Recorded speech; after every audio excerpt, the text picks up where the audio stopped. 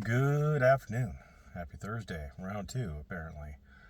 Uh, I'm shocked that I'm making another video so soon, but apparently today, Lane Myers lost his anti-slap motion. Now, I received a copy of the anti-slap motion a couple days ago, so thank you to the person who sent it. Actually, I've received a couple copies of it now, because someone else sent it to me today. And both times I looked at it and I'm like, well, it's incomplete. I've read it, but I didn't receive any of the supporting documents. My experience is in California, and I've practiced law in California. I've done a couple criminal matters in California. And in California, generally speaking, when you prepare and submit a motion, you will also submit a declaration or affidavit, if that's the way your state would refer to it, with any supporting facts and attachments. So, for example, you could say like attached as Exhibit A is a audio recording from this time, this date, this whatever, and I got it by blah blah blah. Attached as Exhibit B is a video recording, this time, this date, whatever, blah blah, and I got it, yada yada. Attached as Exhibit C is a email from so and so to so and so, and here's how I got it. And, these are the facts that I observed. On this date at this time, I observed this. On this date at this time, this person said this to me. On this day at this time, I did whatever. So the declaration and the exhibits are the facts. Those are how the court can make a determination that these facts exist, that they are, and have some idea of the credibility of the facts. Because again, the court needs the facts in order to apply the law to the facts. But I only got the motion, and the motion referenced facts, but it didn't there was no declaration or affidavit, nothing under penalty of perjury. There were no attachments. There were no requests for judicial. Why am I blanking on this? Judicial notice. I don't know why I blanked on that. There were no requests for judicial notice. There was nothing, right? There was literally nothing. And I'm not saying that there was something that Lane could have attached, but the lack of any attachment, even a declaration from Lane saying that, these are the facts, it was absent. So again, I thought I did not have a complete set of moving papers. Well, apparently the court didn't get a complete set of moving papers either, because in the ruling on the motion, the court's like, yeah, you didn't give me any facts. You did not give me any facts. You had the burden. Lane Myers had the burden of establishing a prima facie case that he was being targeted, that the state was retaliating for lawful speech that he had done. And I went over the whole statute in my live stream on Sunday, around 15 minutes in or so, 10 to 15 minutes in, somewhere in that range. I go over this particular statute. It's ARS 12-751. And if I remember the video correctly, the live stream correctly, I hammered on it has to be lawful, lawful, lawful. You have to show that you're being retaliated against for lawful communications, for lawful First Amendment protected activity. Now, a couple of the things that have also crossed my mind and I've addressed recently was that it doesn't matter if the alleged victim is a state actor or not. I don't think she is, because she wasn't acting in her official capacity when she, for example, filed her request for injunctive relief against Lane Myers for the civil harassment protection order, or whatever Arizona calls it. So it wasn't, not only was she not a state actor for the purposes of what she did in court, but also she's not the one bringing the prosecution. The prosecution is being brought by the prosecutor. It's being brought by the state. So Lane's focus on her as a state actor is misplaced.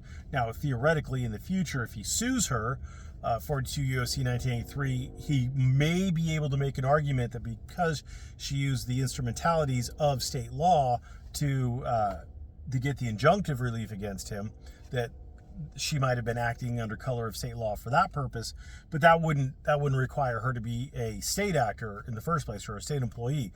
A private citizen, in theory, could in theory be liable under that, and I've talked about that previously. So his focus was misplaced because he's being prosecuted by the state. So is the state a state actor? Absolutely. Is the prosecutor acting in her role as a prosecutor a state actor? Absolutely. So yeah, we got that. But now you have to prove that the prosecutor, not the alleged victim, but the prosecutor is acting in a retaliatory way, and or the prosecutor's office, and or the state, somewhere up that chain above, at the prosecutor level or above, you have to prove that there's retaliation going on there. That but for some lawful speech that Lane made, that this would not have come around. Well, the issue is that harassment isn't considered speech. Harassment is conduct. Now, can conduct be speech? Yeah, but it's not in this instance. It's not protected speech. So that's the real problem. And I know Lane Meyer's sycophants continually believe that what Lane is doing is protected by the First Amendment, except the problem is it's not. So what the court had to look at, since Lane didn't provide him with anything, was the underlying documents in the injunction case. So the court looked at those. The court took judicial notice of those because apparently this is in the same court. So this court had copies of them.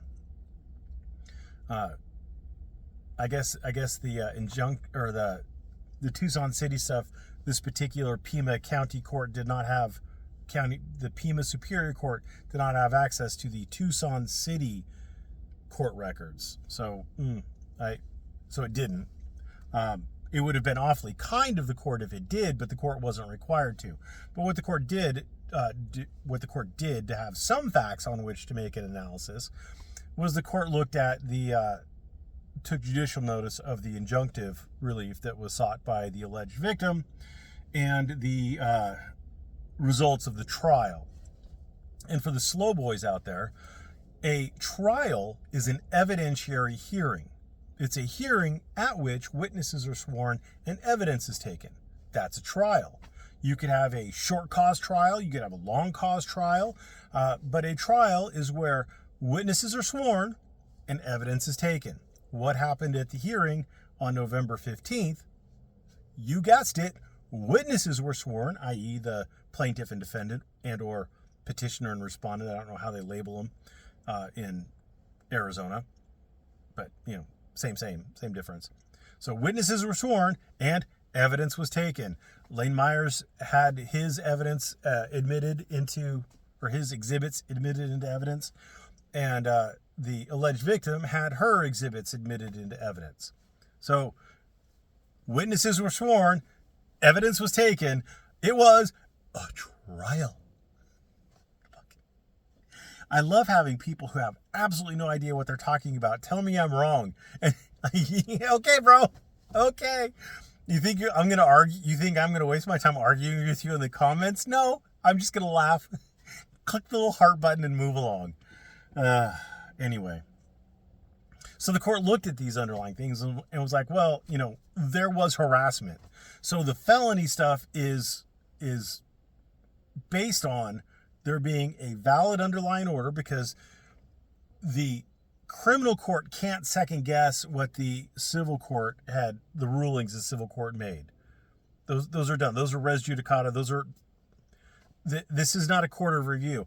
A court of appeals from that injunction can, in theory, revisit these decisions that superior court made on the injunctive relief, but the criminal court can't. So these are findings. These are facts as far as the court's concerned. You harassed her, and the allegations, if true, that the state is making in this case are harassment. You harassed her. If true, you harassed her. So you're not being retaliated against for lawful speech. You are being charged for unlawful conduct. The speech that you say that you're being retaliated for is not lawful speech. It's harassment.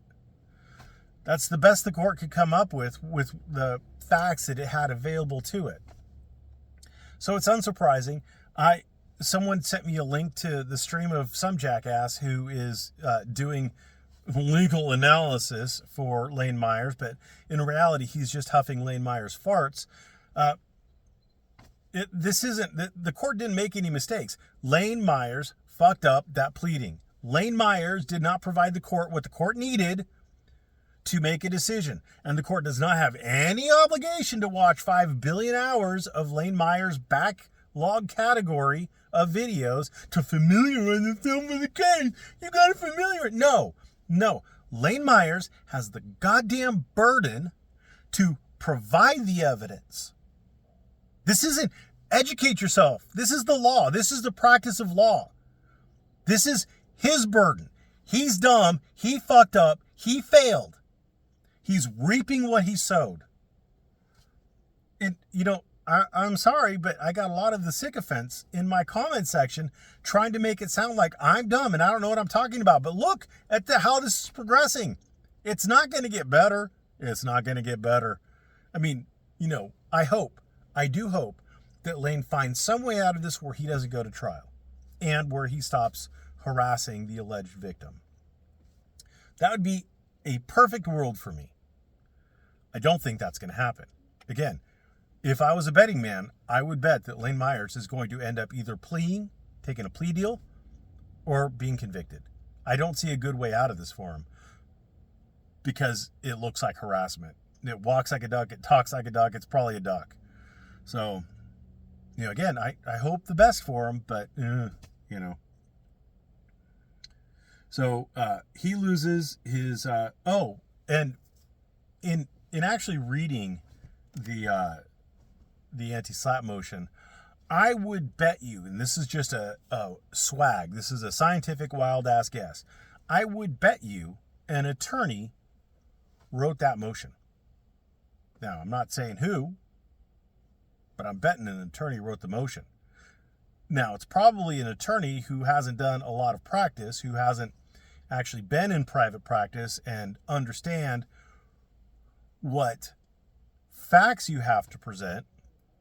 There's probably an attorney who maybe, did law clerking where they were tasked with looking up the law, and probably just handed the motion, the actual moving paper itself, not the declarations and supporting evidence, and, sent on their merry way to research the case aside and things like that. But I'd bet you an attorney wrote Lane Myers' anti-slap motion. It smelled like an attorney wrote it. I would guess an attorney wrote it, or a real good like Chat GPT or something like that. But I'd bet an attorney wrote it. Yeah.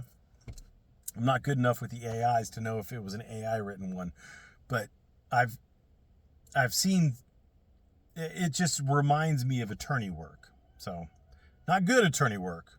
And, just for the record, attorneys come in all sorts of flavors. You have really shitty attorneys like Eline to really good attorneys like that defense. Lane Myers' defense attorney right now I have no reason to doubt. Someone said he was bad on cross. Well, first of all, it is a very dangerous thing to cross-examine someone and ask them questions that you don't know how they will answer. That's why depositions are taken. It's so you ask them the question ahead of time, you know the answer they'll give. If you're worried about them giving a different answer, well, you can always impeach them if they give a different answer, and you can always show the initial answer they gave at deposition. People don't know what the fuck they're talking about in my comment section. And they're trying to like judge how these attorneys are doing things, and they've never been an attorney. I'm not saying that you have to be an attorney to judge an attorney, but if you're looking at procedural issues like how to do a cross-examination, you probably ought to at least know how cross-examinations work, what the potential pitfalls are in a cross-examination, and the end result of the cross-examination. Because I would point out to you, Mr. Person, who said that the defense attorney did a poor cross-exam, that he got the information he needed, i.e. that the minute order was filed like 3 days after the hearing. And that after the minute order was filed, Lane Myers did not post any more videos. Those are the two things that he needed to get for his closing argument, and he got them. That is what we like to call an effective cross-examination. So if you think it was ineffective, well, that's your bad. You don't know what the fuck you're doing. It was effective. He did a good job. I know you don't like the outcome, but you know, you could have a hand with 4 aces, and the other guy has a hand with a straight flush ace high, and you know, you had a great hand, but what are you going to do, right? So, sometimes there's no winning way out. The lawyer did a great job with what he had, with the facts and the law that was present, that Lane allowed him to use, because Lane's the one who did the actions that got him into the position where the lawyer had to argue it. The lawyer did a great job. I have no fault in that lawyer. That lawyer did a great job. That lawyer, if you have a choice between hiring Eline or that lawyer, hire that lawyer every time, all the time, every day of the week. Because Eline is, I haven't seen Eline do one thing that shows a shred of ability. But this guy, great. So, I mean, maybe later he'll disappoint me. But as of this point, that defense attorney did a bang-up job. Thanks for watching. Have a great day.